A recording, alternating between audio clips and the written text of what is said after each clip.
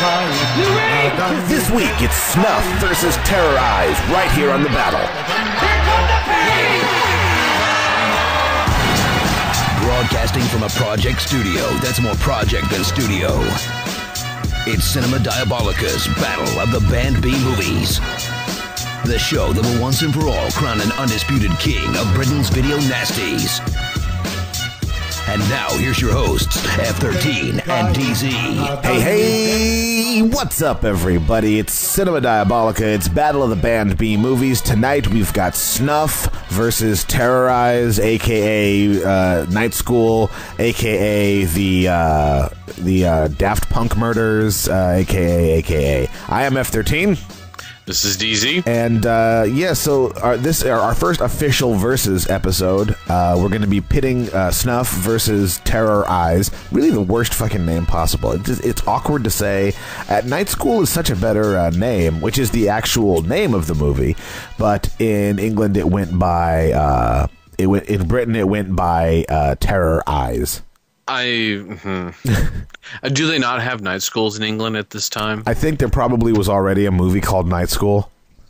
It was probably a porno. I'm hoping. I am hoping. But first things first, we've got some feedbacks. Let's see what we've got here. We got an email for the first time in a long time. Let's see here from Simon. It says, "Hello, Frankenstein 13 and Drop Zone." Clearly, it's Discovery Zone. Thank you. He's going. That doesn't sound creepy. Thanks a lot. He's going DZ at Discovery Zone. Thank you. Oh. Now I'm just imagining myself with a trench coat. Mm-hmm. That's how I imagine you. I mean, I don't know. It doesn't change at all. Oh, God. Simon says, "I'm glad to hear how much you love the alien factor and how much love you have for Don Dohler and his film Oeuvre.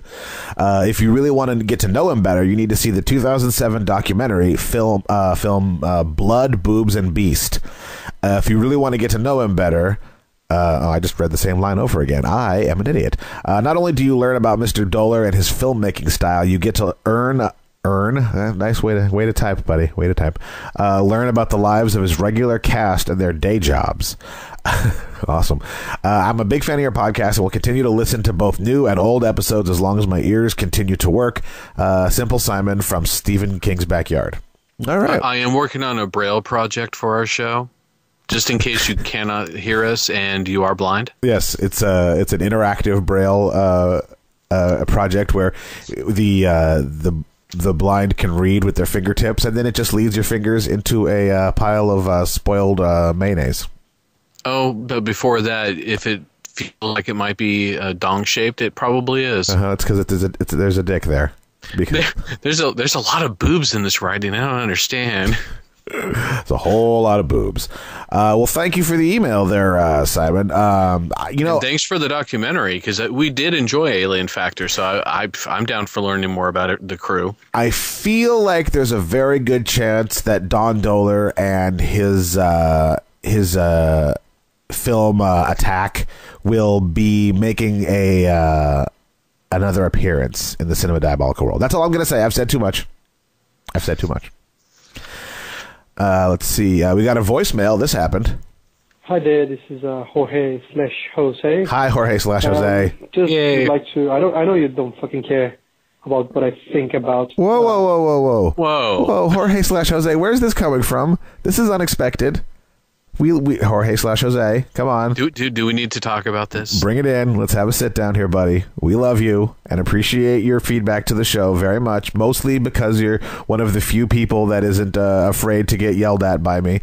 And I appreciate your feedback. And don't think that we don't give a fuck. We love Australia too. We love Australia, and I don't know where that came from. Go on. Yeah, okay, go on. Your show, but just would like to make a comment on the idea of posting the shows on YouTube.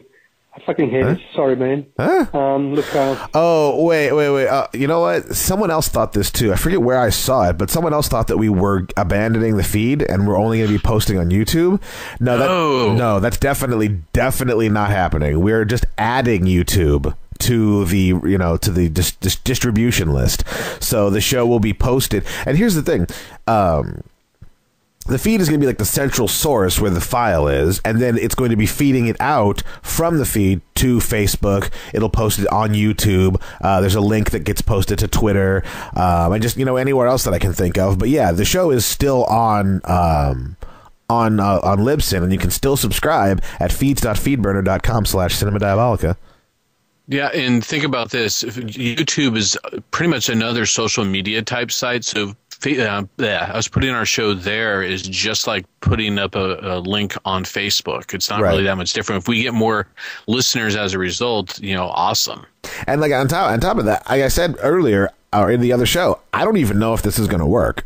It might be a huge failure and nobody will actually end up listening via YouTube, in which case I'll be discontinuing that because it is not as simple as getting it to show up on YouTube in a video form is another added step. So yeah, there's no guarantee it'll even stay on YouTube if it's not a success. And as we both know, I do absolutely no promotion for the show, so I don't see how it could be a success, but we'll see. Well, maybe if I do violent puppet shows that have nothing to do with the movies we talk about for each little episode. That sounds good. I'm into violent puppet shows. I mean, just, apropos of nothing. I like the idea of that. So this voicemail is... Wait, was Jorge done? No, I'm saying this voicemail is 1 minute and 29 seconds long. I hope the whole thing isn't about YouTube because we've already dispelled that, but let's see. There's no way YouTube is better than any of your podcast apps. Probably not, no. I believe that the Apple Store podcast or even Stitcher, not Snitcher, Snitcher are better options. YouTube. Here's the thing, real quick about Stitcher. Our show will never be on Stitcher because Stitcher rehosts the podcast file, and it's shady business. I don't like it. We don't get to see the analytics. We don't get direct access to the analytics about who's listening and where it's going and how it's being used and all that, because they're not pulling. They're not using an RSS feed to bring the show into the app. They're rehosting the file on their servers, and I don't like that. So I opted out and did not allow them to do that with our show. So. And I believe they were bought by another company recently too. This is all weird, kind of behind the scenes stuff, right? Yeah, this is not very interesting as far as YouTube in itself is just another distribution channel that we have some control over. That's all it is, and we're not hell, we don't even want to put our faces necessarily on there unless we're going to be dressed in luchador masks. That's what I'm talking about. But yeah, so yeah, we're definitely not taking away any of the distribution channels, just adding more.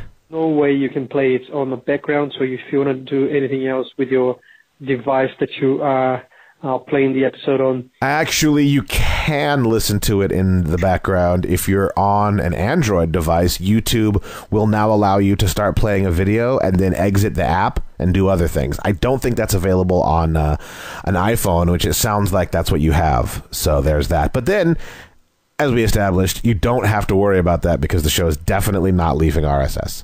You can't really listen to the episode and multitask and do other things. There's also no resume for the episodes, which makes it... This really is all just about the YouTube. Where you stopped. So look, I would prefer you to leave the episodes available on the Apple Store, or even put it on Stitcher if you're having trouble with Apple, if Apple's suing you for something, for whatever reason it is. But if you can't... Well, look, Apple is suing us, but that has nothing to do with what we're talking about here. That's a completely separate issue, folks. Let's not get confused.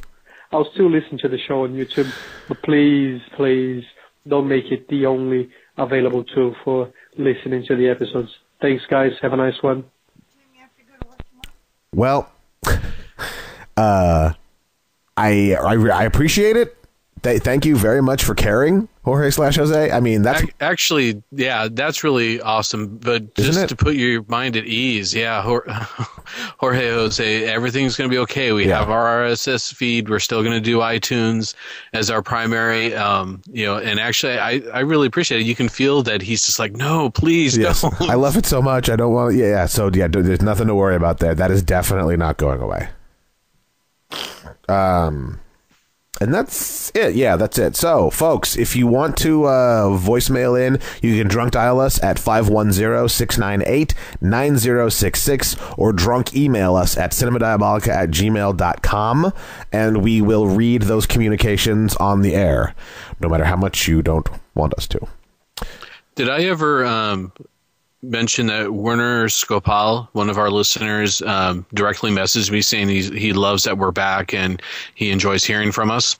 I would like to. I would enjoy hearing from you, Werner, if that is your real name. Well, he's not from America. I don't know. Then I'm all right. I've got my suspicions. It could be Werner Skopal. I don't know. It could be another Australian. I think we've reached our limit on Australians. Because I think Scorn counts for like 7 or 8 of them, so at least a couple llamas. That's racist. Yeah, he says, just hearing you guys talk is like slipping into your favorite slippers. So glad to have you back. Oh, you slippers. Pass it on to F13. Whew, slippers. I thought that was going a completely different way. I'm so glad to hear you say that. But yeah, so folks, you know how to get in touch with us if you so desire.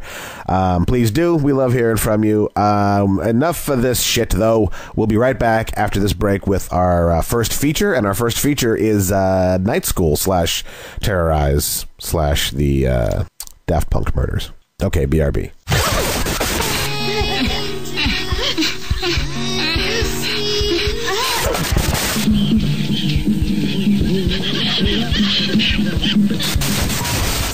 You're listening to Cinema Diabolica, number 1 with a bullet. When darkness descends on the city, something happens to the girls who attend night school. You're not walking home alone tonight, are you? After what happened? We'll be all right. Something secret. Modern man has only to take a short step to wind up in the primeval jungle of his ancestors. Something forbidding. Well, we've had a few kooks in Boston in our time, but headhunters, not too many.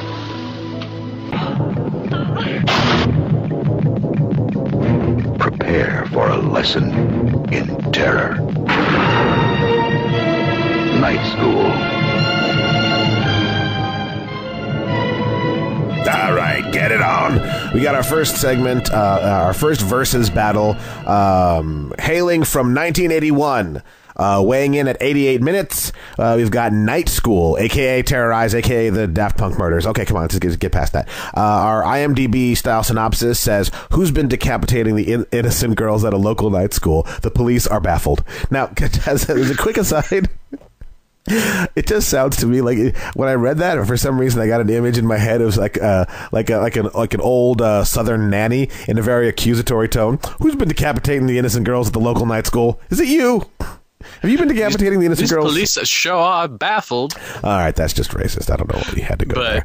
But I was also thinking old timey. Could you imagine that as like a silent film style trailer? It's like, who has been decapitating? Night School. That synopsis is very short, but then there's about that much plot in this movie. It's very, very short. It's not short. It's an hour and 24 or 27 whatever minutes. It's not short, but there's very little plot involved in the movie. It's basically just someone in a motorcycle jacket and helmet is going around cutting off the heads of girls in this small college. And that's it. Oh, and the cops are baffled. So that's basically the entire movie. There's a twist at the end, but it's not really worth much of anything. I've heard a lot of people describe it as an American giallo, and I disagree. This just in, decapitations are up this year. Don't forget your umbrella. Decapitations are running wild. All right, so let's get to the rundown. Okay. Terrorize, aka... Sorry? Okay, so my rundown, the plot is plotting. How did this get on the VN list? And reveal, not so fun. Yeah, reveal, not so fun. Let's see. I've got 30 minutes in, and there's been one kill and one shower scene. A third of the way through the film, and almost nothing has happened. Let's see. How is she screaming without a head / underwater?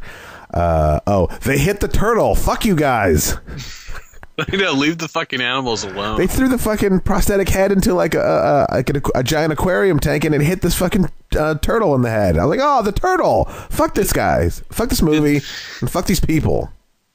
Did this feel a little bit like originally it was a script for some sort of police procedural for TV, like SVU 20 years before SVU? Yeah, well, I was gonna say that it feels like they plotted out about 30 minutes of script into an hour and a half.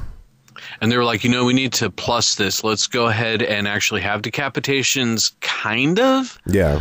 They didn't actually show the decapitations, and I believe the knife that she was using, or the kukri, the killer was using, was a kukri, which is such a weird weapon.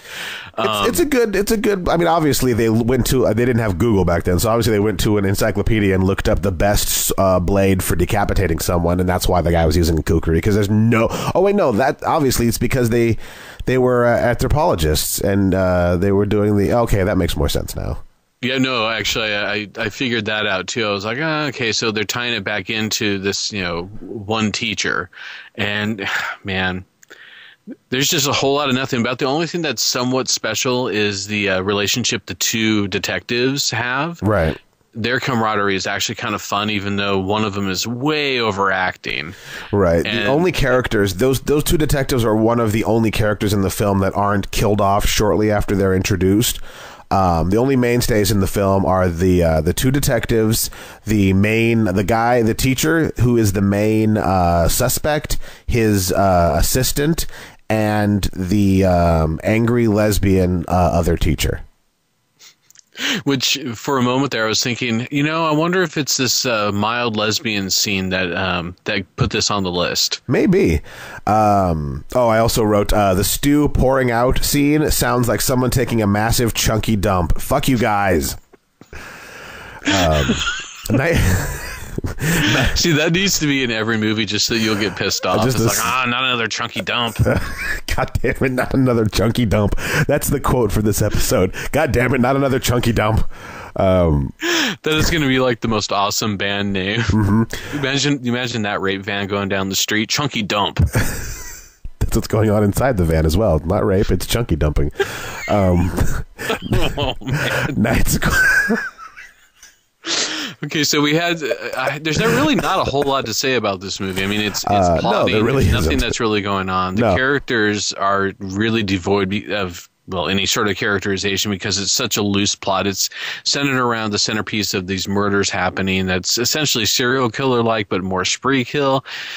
It's a plotting mess. It is a plotting mess, yeah. And I think the more I think about like what you had said about it being a script for a TV show, it sounds more and more likely that was what the case was, given the small amount of plot points and characters in the whole thing that they really kind of just stretched out into a movie length. Night School is kind of an atypical 80s slasher because it's more of like a whodunit, like a violent whodunit, like a cop procedural show, like you'd said. It's not as over the top as its contemporaries. What is it, 1981? So that would be what? My Bloody Valentine, Friday the 13th, I guess Halloween, that's 1979, right? Yeah. So it's still close enough. That's still close enough. It's not. I wouldn't go as far back as Black Christmas, which was 74, I think. But I would say those three are its contemporaries. But it's not as over the top and gory and outlandish as those movies are. The twist at the end is fairly predictable. The acting is flimsy and stilted. It's what can you say good about it? It's not boring. It moves along at a fairly. It moves along at a good pace, but it just nothing ever really happens. Like this, it looks okay too. It was shot well. I mean, it looks like there's a good movie there, but there just isn't. Yeah, it compares well to the Nail Gun Massacre, which came out I think 86 or 87, which we will be covering on this show. Yeah, which is an interesting kind of companion piece for this film. I think if you're going to do kind of a lousy, we'll even call it the lousy double feature, is to have those two films next to each other. Nice. We had a scoring system. correct? Yes. Something new just for this. Just for the show. So the scoring system / Billy Bob Thornton rundown. Terrorize, a.k.a. Night School. We had 6 scenes of violence, gore, or cruelty, 2 scenes of sexploitation. It had cheesy synth, unbelievably dreary acting, bad fur coats, soft focus car chases, and the longest, most indulgent, drawn-out shots I've ever seen in a movie that wasn't classified as porn or art house. Yeah, hour and a half, only 6 scenes of violence or gore, and only 2 of sexploitation. I don't see how this is on this list. This movie does not deserve to be on the Video Nasty list. I can say that definitively. On its own merit, it does not deserve to be on this list at all. I could only think that being, an uptight British white guy back then, that maybe the lesbian scene was kind of punched it up, and the fact that some of the decapitations where the heads landed, so to speak. What's weird is those are actually some of the better scenes. It's like you see the head falling down into the aquarium, and then there's one in the toilet, and you think there's going to be one in the stew, in the chunky dump. So stop reminding me of the chunky dump. Damn you. So I can only imagine the thing is you don't even really see any of that happening. The kills are pretty much off screen or just like off center. Yeah. But the aftermath is front and center. And so I think that might have been the offending, aspect, but possibly. I do like your theory though that the lesbian scene was what shocked the uptight whiteys at the time. And earned it a spot on here. So yeah, in answer to the question, does Terrorize / Night School deserve to be on the Video Nasties list? No. The answer is a definitive no. How does it shape up against Snuff? We'll have to see. We will have to see after this break. Hey kids, do you want to help out Cinema Diabolica any way that you can? I didn't think so, but I reserved the studio time, so we're going through with this anyway. Here's a few ways you can help Cinema Diabolica right now. Subscribe on YouTube and like our videos. Leave us 5-star reviews on iTunes. Friend us and like show posts on Facebook. And of course, you can drunk dial us at 510-698-9066. And drunk email us at cinemadiabolica@gmail.com. Cinema Diabolica. We don't want your money, just your love. Warning. You are about to see scenes of a film said to be the most controversial in the history of motion pictures. A movie they said could never be shown. In fact, you have read the headlines across the newspapers of this country and the world, and you have heard the news. This is the movie that could only have been made in South America, where life is cheap. It is not meant for weak hearts or weak stomachs. Ladies and gentlemen, the bloodiest thing that ever happened in front of a camera. Snuff.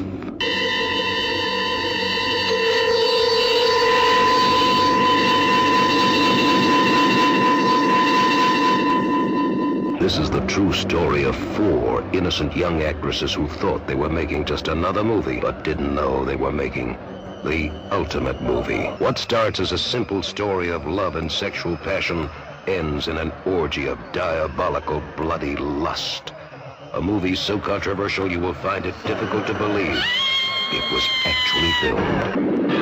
Let me alone! Oh, what good does it do to torment me like this? Please, stop it! Is that his? Yes, yes! Then you two go and show him!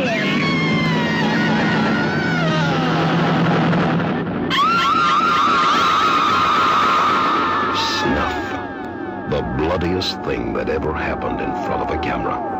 Let's get ready to... Oh, wait, no, we definitely can't use that. That's on... this is going on YouTube, folks. The days of unlicensed music and catchphrases are over. Long over. In this corner, we've got Snuff, hailing from 1976, weighing in at 80 minutes. Our IMDb-style synopsis is a so-called snuff movie involving the exploits of a cult leader leading a gang of bikers in a series of supposedly real killings on film. AKA The Slaughter. So the first thing you need to know about this movie is that originally it was called The Slaughter. Was that it? Just The Slaughter? Yeah. Originally, it was called The Slaughter, and it was directed by husband and wife Grindhouse filmmaking team Michael and Roberta Findlay. So they make this movie in 1971 for $30,000 about the cult and the stuff. No one really cares. It pretty much gets shelved. Then indie low-budget distributor Alan Shackleton buys the film and then releases it with a new ending that purports to show the director of the film. So it gets like meta, so that you see the film, you're watching the movie, and then it looks like the shot ends and it pulls back, and you see, like the actor and the director, and you see everyone who's been making this movie that you're watching. And it looks like the director takes the girl and murders her on camera and guts her and, does all this bad stuff on camera. So the movie itself was hyped up to the nth degree as having a real snuff murder on film, and that it was a real snuff film. Yeah. And if you watch that sequence, which is honestly is the only worthwhile sequence in the film, you can tell, some of the flaws in that theory. Well, the major flaw is that it's filmed from multiple angles. Right, and there's not that many cameramen on view. I know, you'd be able to see the other cameramen if there were that many. If it was all live and they cut together the different angles, you'd see the other cameras. So I don't know. The film was exposed as a hoax in 1976, right after being released in Variety magazine. Now that's how famous this movie got, because of the hype. But it still became pretty popular in the various big cities: New York, L.A., Philly, Boston. Rumors persisted that the film showed a real life murder because this is a time before the internet. So information dissemination is not that reliable. And yeah, when you hear word of mouth, word of mouth is still really powerful. Right. And especially when it comes, when something like this comes along where it's like, yeah, I heard that they really did kill someone and blah, blah, blah. And, and you do see what looks like a killing on screen, or you just never even get around to seeing, it's like, ooh, I would never watch something that terrible. Right. That would be like the first question. It's like, wait, so how is this still in distribution if if they really actually had a scene of murder? Well, it was a different time, and we were life was cheap. Well, that's the tagline, made in South America, where life is cheap, and I found that a little offensive. Yeah, because life is cheap everywhere. Life is pretty cheap everywhere. I will agree with that. So basically, the film is about a man. It goes back and forth. At the beginning of the film, it's about a hippie drug cult that kills one person, and then immediately switches into a story about an actress and the shitty gigolo who she's entwined with, and then shifts and his girlfriend is one of the his previous girlfriend is one of the cult members, the new cult members. So then it switches in the late film. It switches back to the cult as the main focus of the film, and then it becomes a weird stuff. There's no plot in this movie, none really. No, there's not. There's essentially like two story threads going on, and then the switcheroo right at the end. So that kind of that's kind of like the makings of a mess right there. Yeah. And it is shot with the exception of the ending, because that's all on set. But everything leading up to it is shot almost Mondo Cane style. And a little bit like, it's like they were paying, I don't even know if I want to say they were paying homage, but they were just kind of utilizing all these different techniques, because you're introduced to some characters riding a motorcycle and you're thinking, oh, it's this style of movie. It's like almost a reflection of nearly every type of genre that had come up to that point. But it has a Madoka kind of feel in certain aspects, where you're introduced to this cult and the weird goings on there, especially some of the ritualistic abuse that they perform on each other. And and was his name really Satan, and they just intentionally kept mispronouncing it, calling him Satan? Yeah, I'm going to say that that's exactly what it was.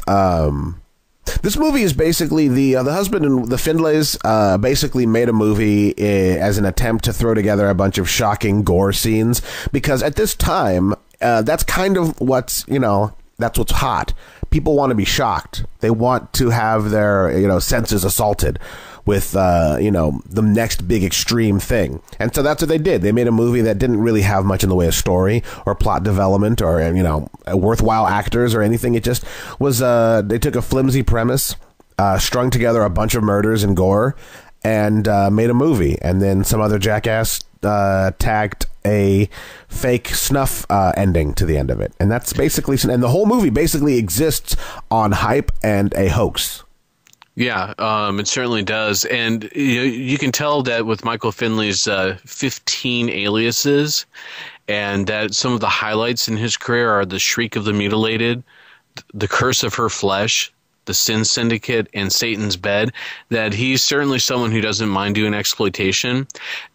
Corman, you know that he moved away from calling his movies B movies, because you know what the original reason for calling a movie a B film was, right? Right, it was a B selection. In other words, there was an A-list film that was shown along with the B-list film, and it wasn't necessarily just a budgetary thing. It was just that, it wasn't the lead, basically like A-listers, it wasn't the lead film. It wasn't going to be as, It's the movie you play when people are leaving. Yeah, for the most part. I mean, if people want to stay for a double feature, they certainly can. It's like your opening act for a movie, for a rock show or whatever.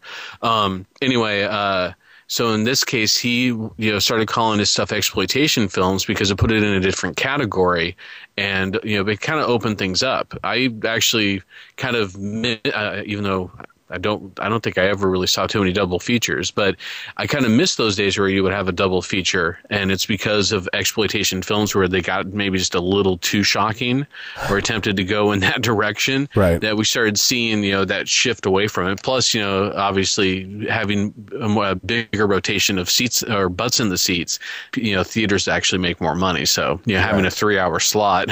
Right, basically.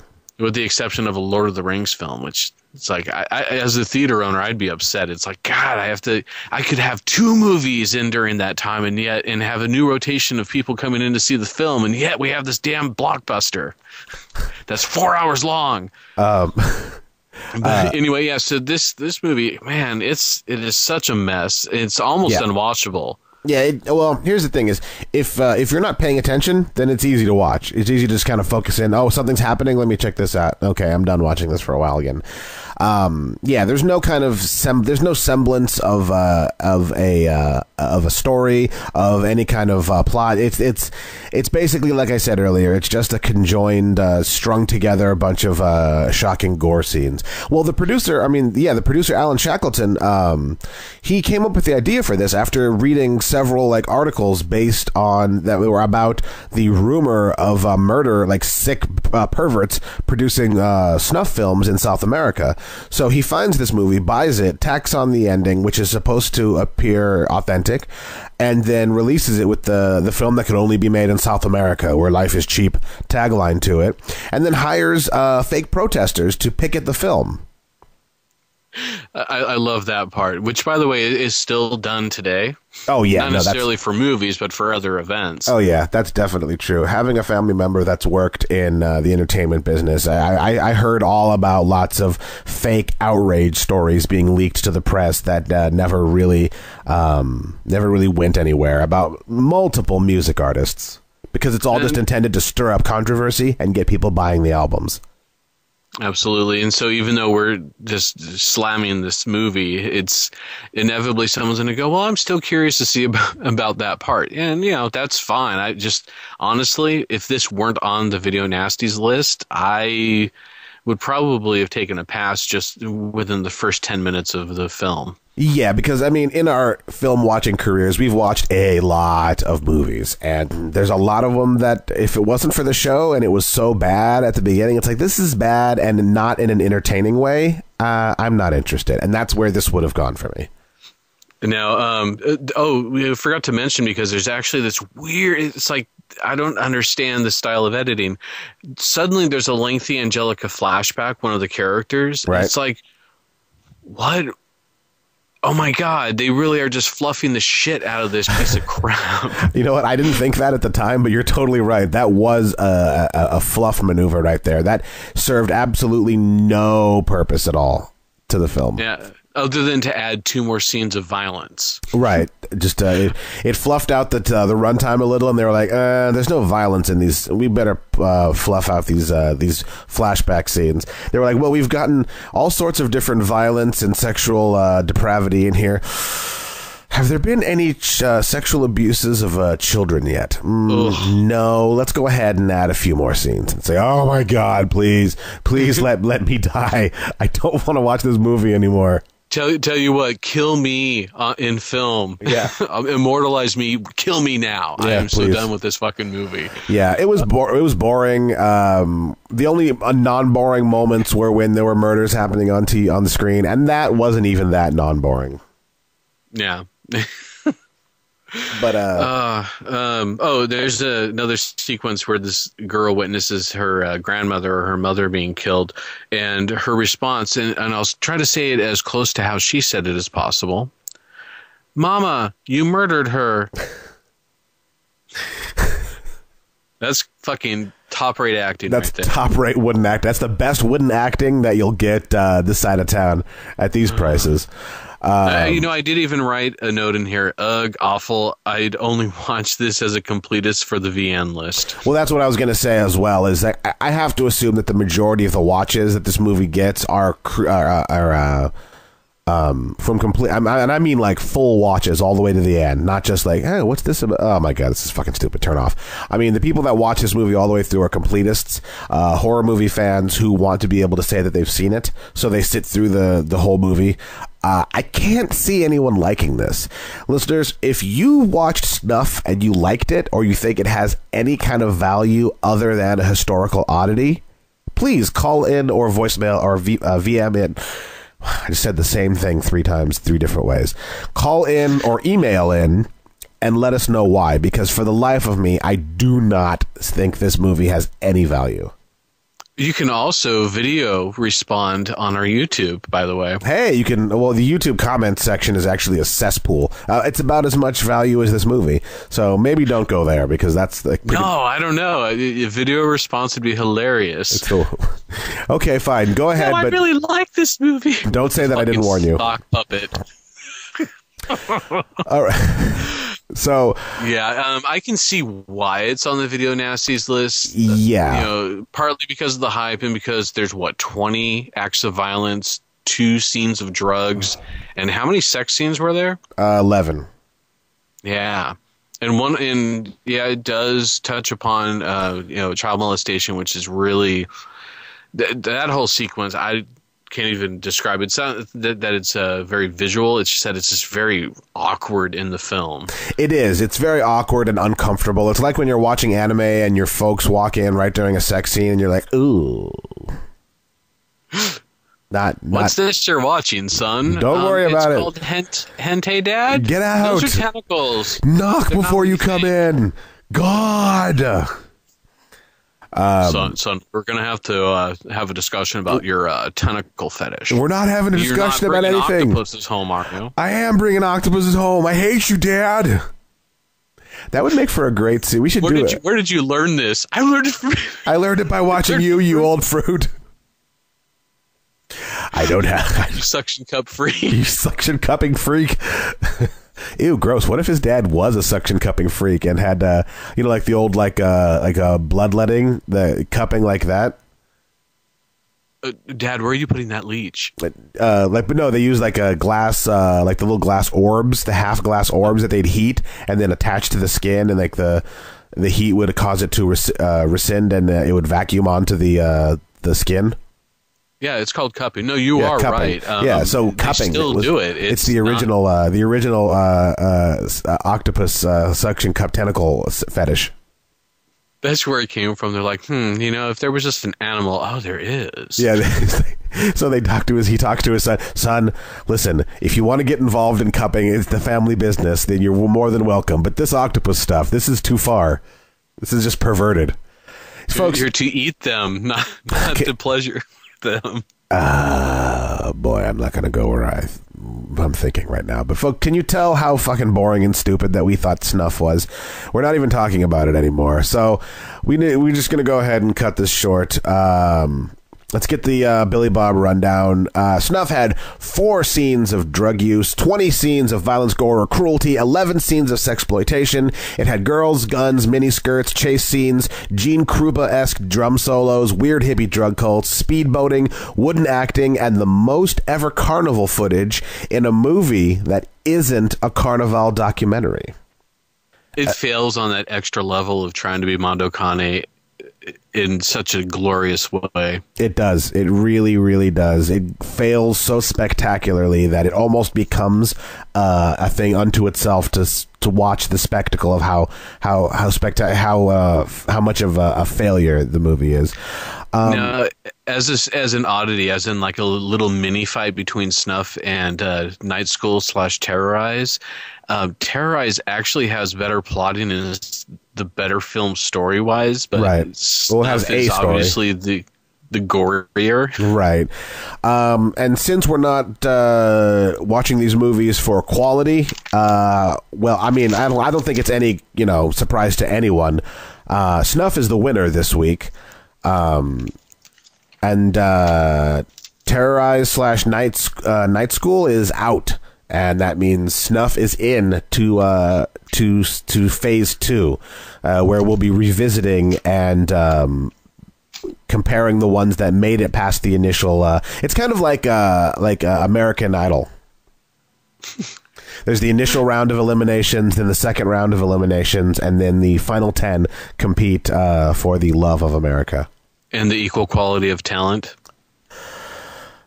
Yeah, probably. Although I think the movies are probably more entertaining. Yeah, if Snuff fucking wins, I will make a YouTube reaction video. Snuff is not going to win. I think everyone knows that Snuff is not going to win.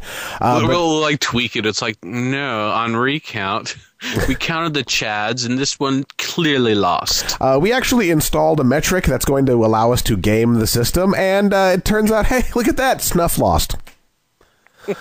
But yeah, so in answer to the question, does Snuff deserve to be on the Video Nasties list? I'm going to say yes.